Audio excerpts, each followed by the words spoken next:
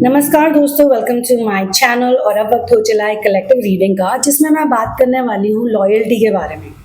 तो इस collective reading में मैं आपको बताऊंगी कि I am able to pick on to the energy of people. कुछ ऐसे लोग जो बहुत लॉयल हैं लेकिन थोड़े कंफ्यूज हैं, तो इस वक्त इस चैनलिंग के थ्रू आपको हम पॉजिटिव एनर्जी देते हैं ताकि आपको ये ना लगे कि आप में कोई कमी है या आप अनवर्दी हो, ब्ला ब्ला ब्ला। अब क्या होता है कि जो लॉयल लोग होते हैं ना, वो ज़्यादा खुल के प्यार कर सकते हैं रिलेशनशिप में। क्यों?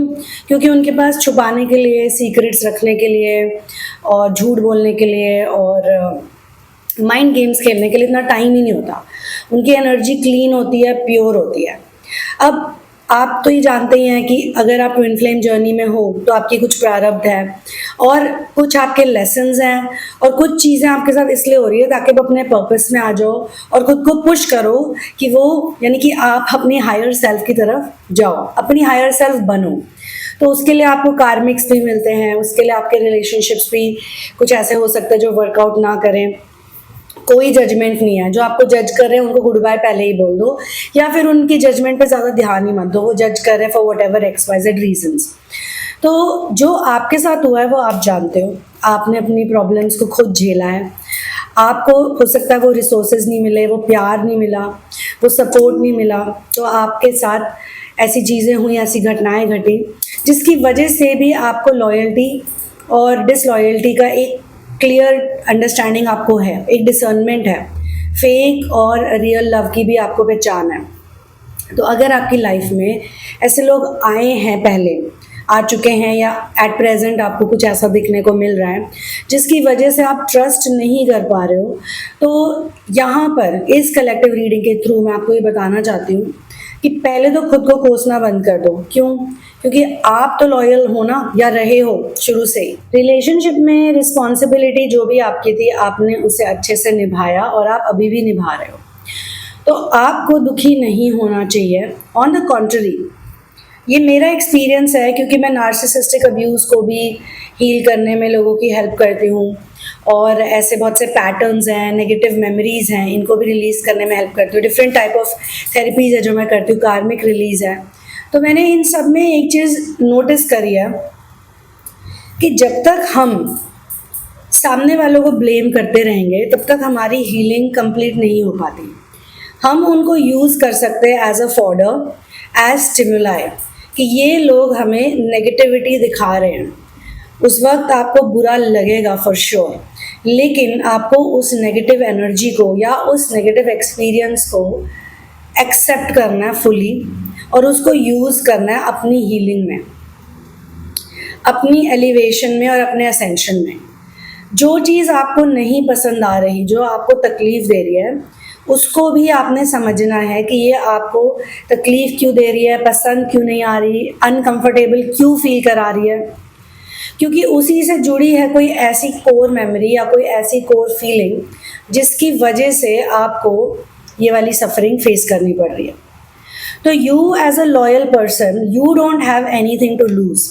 क्योंकि जो लॉयल होते हैं, ऑनेस्ट होते हैं, जो माइंड गेम्स नहीं खेलते हैं, इन द लॉन्ग रन, पहली बात तो सोर्स का सपोर्ट भी उन्हीं को मिलता है, बिकॉज सोर्स को भी ऐसे ही लोग पसंद हैं।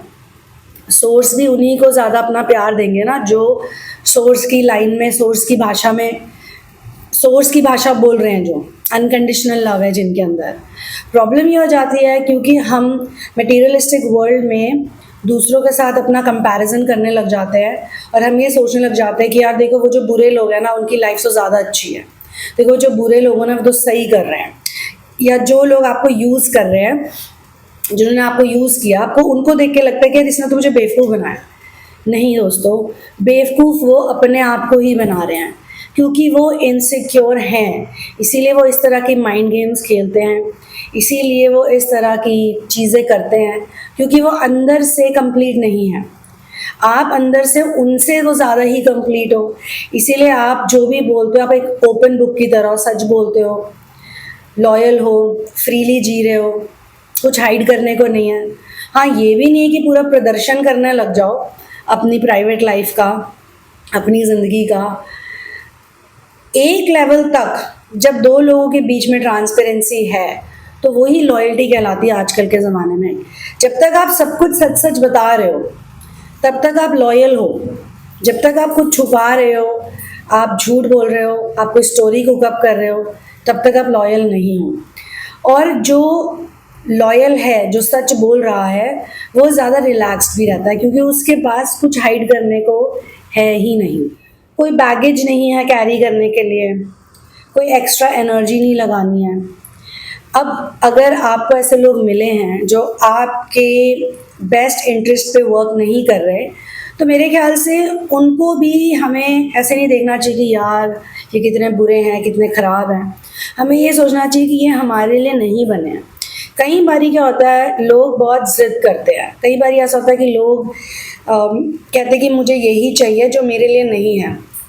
Now in case of karmics also, क्योंकि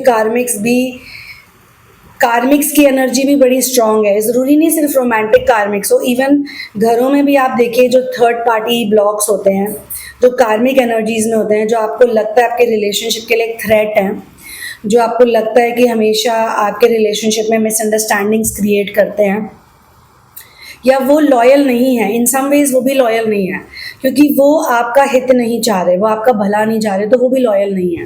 तो आपको उनकी एनर्जी से प्रॉब्लम होती है। आपको लगता है कि यार these people are so mean, they don't want me to be happy.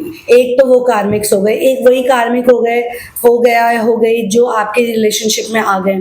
किसी ना किसी केस में हो सकता है कि आप किसी की लाइफ में कार्मिक बन जाओ। हो सकता है कि आपकी प्रारब्ध ऐसी हो कि आप किसी ऐसे व्यक्ति की लाइफ में जाओ जिसके पहले से रिलेशनशिप इश्यूज हो, लेकिन आपसे मिलने के बाद उनका रिलेशनशिप इशू सॉल्व हो जाए क्योंकि वो लिखा था, ऐसा होना लिखा था। तो किसी और को कार्मिक बोल के हम उसके प्रति नाराज़ रहें, और बाद में जब हमारे पे ही वो बात आ जाती है तो हमें लगता है कि यार अब दूसरा बंदा हमें कार्मिक समझ रहा है, अब हम कार्मिक हो गए। लेकिन आप किसी को कैसे समझाओगे कि आपने एक सर्टेन लेवल ऑफ हीलिंग करी और उसके बाद एक सर्टेन टाइप ऑफ रिलेशनशिप को अपनी लाइफ में अट्रैक्ट किया, राइट? लॉयल्टी कभी भी हमें दूसरों से नहीं रखनी होती। अब आया सबसे इंटरेस्टिंग पॉइंट, लॉयल्टी हमें सबसे पहले खुद से रखनी होती है। जब हम खुद के प्रति लॉयल होते हैं तो हम क्या करना शुरू कर देते हैं, एक बहुत मैजिकल चीज़ करने लग जाते हैं, और वो है कि हम खुद को वैसे थॉट्स में घुसाते ही नहीं हैं जिससे हमें तकलीफ होती है। इसका मतलब ये नहीं कि आप अंधे हो जाओ, आप सच्चाई से भागो, नहीं। इसका मतलब ये कि हम अपनी रियलिटी के लिए फुल रिस्पॉन्सिबिलिटी लेते हैं। हम ये सोचते हैं कि अगर मुझे कोई चीज़ तकलीफ दे रही है, कोई थॉट, कोई इंसान, कोई सिचुएशन, कोई हेल्थ प्रॉब्लम, रिलेटिव्स, उन लोगों पे फोकस ना करके, उन लोगों पे रिएक्ट ना करके मैं अपनी लाइफ को अपने तरीके से जीऊँ। ऐसे बहुत से लोग हैं जिनको अगर मैं सिंप्लीफाई करके बोलूं कि आप अपनी ज़िंदगी में ये कार्मिक्स और ये डिसलॉयल पार्टनर्स इसीलिए ला रहे हो क्योंकि कोई ना कोई कोर मेमोरी ऐसी है जिसके प्रति आप लॉयल हो जो आपके लिए लॉयल नहीं है। हो सकता है बचपन में कोई ऐसी घटना घटी हो, आपने अपने पेरेंट्स को देखा हो या किसी और एडल्ट को देखा हो, किसी और रिलेशनशिप डायनामिक को देखा हो और आपने उसको बहुत सीरियसली ले लिया हो, या उसी तरह के माहौल में आप पले बड़े हो जिसमें ऐसी ही बातें होती हो और आपने उन चीज़ों को बहुत ज़्यादा दिल से लगा लिया और वह आपने अपनी ज़िंदगी में भी वही रियलिटी क्रिएट करनी शुरू कर दी, या कोई डर बैठ गया आपके मन में कि आपके साथ भी यही होगा, कोई ट्रॉमा आपका ऐसा है जो हील नहीं हुआ। इसलिए मैं कहती हूँ कि पहले हमेशा खुद की हीलिंग करो, चाहे कुछ भी हो। दूसरों की हीलिंग बाद में करो, दूसरों के बारे में बाद में सोचो, सिर्फ अपने बारे में सोचो पहले। तो उसकी वजह से भी हो सकता है कि आप अपनी लाइफ में कोई सर्टन एक्सपीरियंस बार बार या तो अट्रैक्ट करो या कोई एक इंटेंसिटी वाली चीज़ को बार बार अट्रैक्ट करो।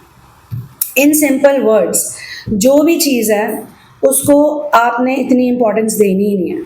अगर वो आपकी एनर्जी को सूट नहीं कर रहा या कर रही, वो व्यक्ति विशेष या फिर कोई घटना, तो आपको सिर्फ वापस अपने सेंटर में आना है, अपनी ग्राउंडिंग करनी है। और जैसा कि मैं हमेशा कहती हूँ कि सोलर प्लेक्सेस पे वर्क करना है आपको। आप जितना ज़्यादा सोलर प्लेक्सेस मंत्रा को चैंट करेंगे, आपको अपने आप ही धीरे धीरे हर तरह की क्लैरिटी मिलने लग जाएगी। और सबसे बड़ी बात है, जो खुद के प्रति जो वफादारी है आप वो निभाओगे, खुद को इतना टॉर्चर ही नहीं करोगे और ये भी समझ जाओगे कि किस रीज़न से आप टॉर्चर हो रहे हो। सबसे ज़्यादा तो इंसान टॉर्चर होता है रिएक्ट कर करके। कितना भी समझा लो कई लोगों को कि रिएक्ट मत करो, बट वो रिएक्ट करते ही रहते हैं। वो संयम, वो धैर्य, वो पेशेंस उनमें नहीं होता कि let it go, let it be. अगर इस मोमेंट में आपको कोई चीज़ नहीं मिल रही तो लेट इट बी। वो पेशेंस ही नहीं है लोगों में। तो सबसे पहले हमें खुद को बदलना है, खुद को चेंज करना है। अगर आप दूसरों को चेंज करने जाओगे तो आपकी बहुत सारी एनर्जी वेस्ट हो जाएगी। और मोस्ट केसेस में, क्या 99.9% केसेस में, 99.9 नहीं, 100% केसेस में लोग कभी नहीं बदलते। बदलना हमें ही खुद को होता है। जब हम बदल जाते हैं फिर हमारी दुनिया बदलती है। अब वो कैसे बदलती है वो भी हमें रियलिटी पे छोड़ना पड़ता है, फ्री विल पे छोड़ना पड़ता है, सोर्स पे छोड़ना पड़ता है। I will say it once again, be loyal to yourself, be loyal to your healing, be loyal to your inner work, be loyal to your own heart. अगर बात important है तो उस बात को पकड़ो, और अगर व्यक्ति इंपॉर्टेंट है तो व्यक्ति को पकड़ो।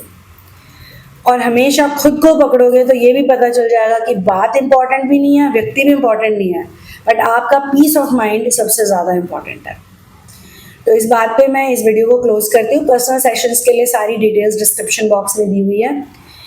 एंड मेरी बुक भी आप ले सकते हो, in the name of love, where love is spelled as LVV। और ये बुक सिर्फ और सिर्फ Amazon Kindle पे ही अवेलेबल है, in the link that's given below.